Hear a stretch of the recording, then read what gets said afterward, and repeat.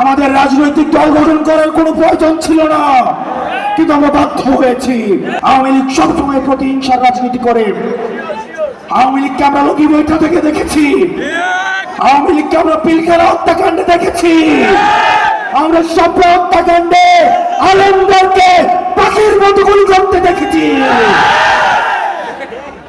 ক্ষমতায় টিকে থাকার জন্য আবু সাইদকে, ওয়াসিমকে, নাম জানা অসংখ্য শহীদকে পাখির মতো গুলি করে রাস্তার মধ্যে হত্যা করতে দেখেছি। আমরা হয়তো মারা যাব, আমাদের হয়তো গুলি করে হত্যা করবে, হয়তো আমরা অ্যাসাসিনেট হব, কিন্তু প্রিয় ভাইরা, আওয়ামী লীগ মুক্ত বাংলাদেশ বিনির্মাণের দায়িত্ব এই প্রত্যেকটা তরুণ প্রজন্মকে নিতে হবে।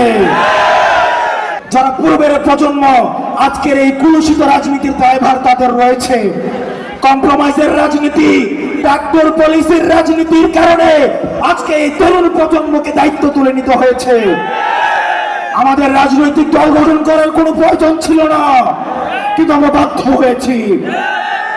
আমরা এখানের প্রত্যেকটা মানুষ যদি মারা যায়, প্রত্যেকটা মানুষকে যদি হত্যা করা হয়, প্রিয় রাজবাড়ীবাসীর যুবক, প্রিয় রাজবাড়ীবাসীর তরুণ প্রজন্ম, আমার স্কুল পড়ুয়া ভাই বোনেরা, আপনাদেরকে দায়িত্ব দিয়ে যাচ্ছি। পরবর্তী বাংলাদেশ বিনির্মাণের দায়িত্ব সবাই এক একজন বিকল্প হয়ে উঠতে হবে।